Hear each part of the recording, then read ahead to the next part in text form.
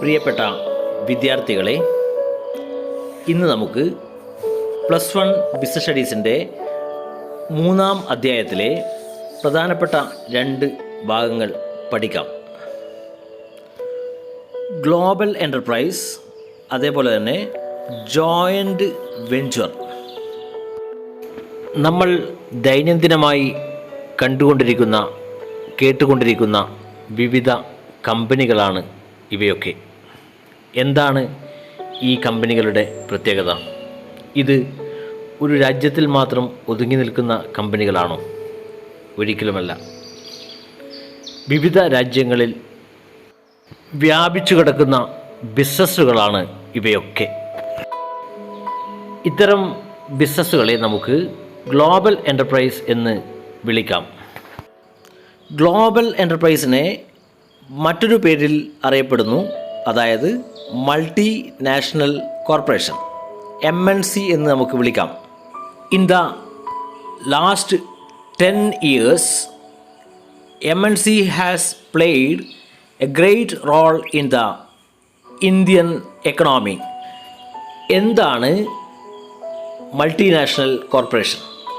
ഒരു രാജ്യത്ത് ഇൻകോർപ്പറേറ്റ് ചെയ്യുകയും മറ്റുള്ള രാജ്യങ്ങളിൽ വ്യാപിച്ച് കിടക്കുകയും ചെയ്യുന്ന ബിസിനസ് സ്ഥാപനങ്ങളെ നമുക്ക് മൾട്ടിനാഷണൽ കോർപ്പറേഷൻ എന്ന് വിളിക്കാം.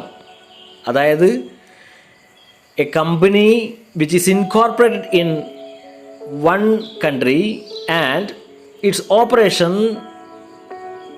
Extended in more than one country is known as multinational corporation. In other words, the multinational company is known as a company with headquarters in one country and its branches or subsidiaries are spread across many countries. Their branches are also called majority-owned foreign affiliates, MOFA. Let us go through the features of multinational corporation.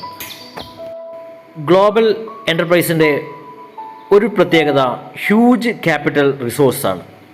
ഒട്ടനവധി സോഴ്സിൽ നിന്നും fund raise ചെയ്യാനുള്ള സാധ്യത ഉള്ളതുകൊണ്ട് ഇത്തരം സംരംഭങ്ങൾക്ക് ഇഷ്ടംപോലെ capital ഉണ്ട് എന്നതാണ് ഇതിൻ്റെ ഒരു പ്രത്യേകത.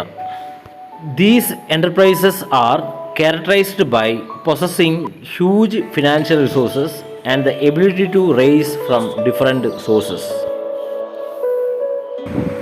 MNCയുടെ മറ്റൊരു പ്രത്യേകതയാണ് ഫോറിൻ കൊളാബറേഷൻ. ഗ്ലോബൽ എൻ്റർപ്രൈസസ് പലപ്പോഴും ഇന്ത്യയിൽ വന്ന് ഇന്ത്യൻ കമ്പനിയുമായി കൊളാബറേഷൻ ഉണ്ടാക്കുന്നത് കാണാൻ വേണ്ടി കഴിയുന്നു. Global enterprise usually enter into agreement with Indian companies, especially for use of brand, production of goods, sale of technology, etc. Global enterpriseൻ്റെ മറ്റൊരു ഫീച്ചറാണ് അഡ്വാൻസ്ഡ് ടെക്നോളജി. ഇത്തരം സ്ഥാപനങ്ങൾ പലപ്പോഴും ടെക്നോളജിക്കലി അഡ്വാൻസായി പ്രവർത്തനങ്ങൾ സംഘടിപ്പിക്കുന്നത് കാണാൻ കഴിയുന്നു എന്നതാണ് ഒരു പ്രത്യേകത.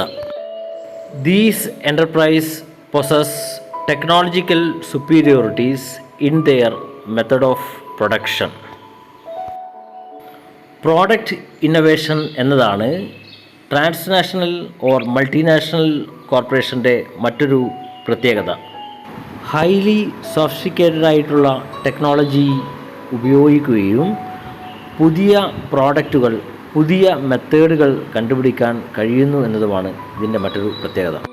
Another feature of MNC is marketing strategy.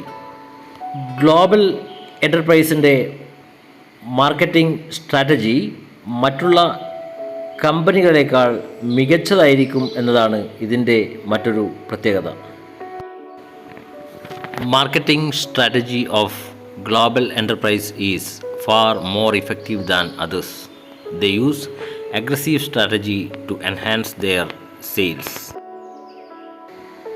Global എൻ്റർപ്രൈസിൻ്റെ മറ്റൊരു പ്രത്യേകതയാണ് എക്സ്പാൻഷൻ ഓഫ് മാർക്കറ്റ് ടെറിട്ടറി. ഇത്തരം സ്ഥാപനങ്ങളുടെ പ്രവർത്തനം ഒരു രാജ്യത്ത് മാത്രം ഒതുങ്ങി നിൽക്കുന്നത് അല്ല, വ്യത്യസ്തമായ വിവിധ രാജ്യങ്ങളിൽ അത് വ്യാപിച്ചു കിടക്കുന്നു. Their operations and activities extend beyond the physical boundaries of their own country. Global എൻ്റർപ്രൈസിൻ്റെ മറ്റൊരു പ്രത്യേകത എന്നത് സെൻട്രലൈസ്ഡ് കൺട്രോൾ എന്നതാണ്. ഇവയുടെ ഹോം കൺട്രിയിൽ ഇതിന് സ്വന്തമായി ഉള്ള ഒരു ഹെഡ് ക്വാർട്ടേഴ്സ് ഉണ്ടാവും എന്നതും ആ ഹെഡ് ക്വാർട്ടേഴ്സിൽ നിന്നും ഇതിൻ്റെ പ്രവർത്തനങ്ങൾ കൺട്രോൾ ചെയ്യപ്പെടുന്നു എന്നതാണ് ഇതിൻ്റെ മറ്റൊരു പ്രത്യേകത. They have their own headquarters at home country and exercise control over all branches and subsidiaries. ഇത്രയുമാണ് MNCസിൻ്റെ ഫീച്ചേഴ്സ്. നമുക്ക് അടുത്ത ക്ലാസ്സിൽ മറ്റൊരു ഭാഗവുമായി കാണാം. Thank you.